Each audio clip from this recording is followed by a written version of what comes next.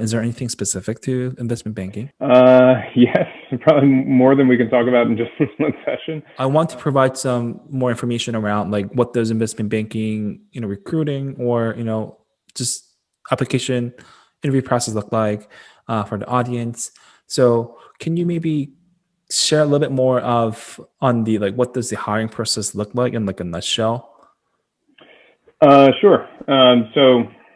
And this will kind of all be framed by the context of my experience at UNC, but generally it starts pretty early in the academic calendar, like in the fall. So pretty much right after you get to school, September, October is when people are starting to get oriented, that want to do investment banking. And there you'll be doing kind of research and getting a lay of the land in terms of like who the banks are and what the specializations are and what the different subsets of investment banking are. And then is an outreach phase where you'll be reaching out to bankers to either have like coffee chats or informal phone calls and discussions just to kind of get to know you like on a more personal level and learn a little bit more about what they do. And then you get into kind of like an official interview season where you'd be invited to do a formal interview. And that'll be comprised of qualitative and quantitative questions. Some can be very generic, some can be very specific. And that'll vary by bank in some fashion, but it's all kind of general. And then you have an internship would be the next phase. And typically, that'll be a summer of either you're between your first and second year of MBA or between your junior and senior year of college or maybe earlier. And, depending on how things go in the internship, you may or may not receive a return offer, which then you would start the following year with that same group. Gotcha. So I kind of want to maybe break down into the different phases you said. So on the first side of the reaching out phase, what I was told from some of my friends were that you, like, for example, you would literally just fly out to New York every, Friday or something to meet in person with these people, have coffee chat with those folks, and then plus go to these networking sessions that these, companies provide. Was that the case is that the normal case? Like, do you like people fly out? And if yes, like, what about those people who live in, for example, California?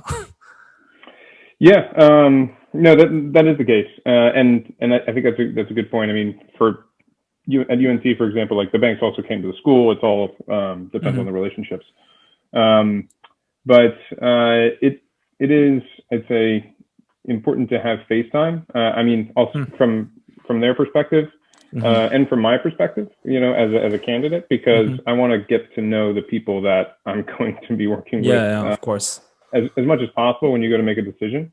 And not everything works out. I mean, sometimes you meet people and it's like, this doesn't feel like as much of a fit as this place. But I'd say, this has all been really challenging in COVID. But of course, in a post-COVID world, I think that will still be important.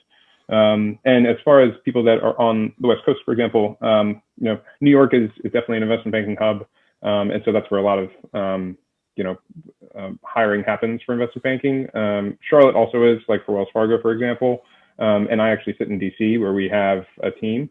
On the West Coast, there are teams in Los Angeles, San Francisco, we have teams in Chicago, and oil and gas groups are usually based in Texas or Houston. So it can be very regional in that regard. Like the West Coast banking teams might focus on tech, for example. So, and then maybe next phase would be actually applying to jobs after doing these networking sessions. Like, is there any do's and don'ts on like resumes? I mean, I think like tech resumes, for example, are pretty like general. Obviously, you do kind of point out like the impact of your role, like the. Is there anything specific to investment banking? Yes, probably more than we can talk about in just one session. But in general, any kind of financial experience. Bankers generally like numbers, so or deal experience, like those are generally good things to highlight. But there's a number of ways to approach it, and I guess my advice there would be to develop your story and kind of your narrative, and be able to kind of articulate that in a way that differentiates you as a candidate. Okay. So you also mentioned about the interview process. There's like a quantitative part and like maybe a qualitative part. Can you maybe share a little bit more about that? Like what did they look like? What are some, common questions or like a sample question you get? Yeah. So I guess qualitative might be, more about where you grew up and kind of what you studied in school and like kind of more about, and then the quantitative questions might be like generalist accounting questions. So they might ask you to do some mental math or kind of talk through various financial statements or models and how they would work. And then, it can vary in areas of focus, between being like super general about like an income statement or a DCF, or it can be if you have like experience on your resume related to a specific industry, honed in on your direct experience, or if you have like a specialization. So really kind of anything is on the table, but they generally fit into one of those two categories. Gotcha. And generally, the farther along you go, kind of the more quantitative questions you'll get, at least early on. Okay. Is there anything in any sample question that you think was interesting that you got, or? I'd say the ones that would be most applicable here are the ones that I got pretty consistently throughout the process, and that was why you, why investment banking, and why this firm. Gotcha. So if you're well versed in those three, that's a good start. Gotcha.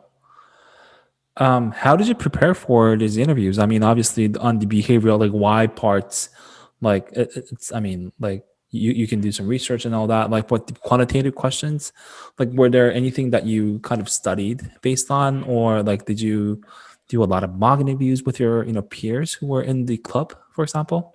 Yeah, mock interviews were good. And then there's a document that kind of floats around the investment banking recruits called the 400, and it's 400 investment banking questions that people generally cite, and that covers a lot of the material that you would be expected to know. So I'd say that's a good document to review, and just lots of practice, mock interviews, and you have to talk about yourself a lot, and you have to get kind of better at that, which is a bit awkward, I think, just generally. But it helps to be prepared for sure. Any book or resources that you took advantage of when you were preparing? Mostly read, tried to stay current on what was happening in the markets. So reading the Wall Street Journal every day was something that that was recommended, and that was very good. Okay. But I'd say generally, if I were to recommend a book for this process, I'd say How to Win Friends and Influence People by Dale Carnegie is a good one. Just in terms of best practices, but those two would be a good combo. Awesome. Okay. Yeah. I mean, I think that's pretty much what I have for today. All the questions for you, plus the process of getting into, or applying and interviewing for investment banking roles. Thank you so much. That was really good.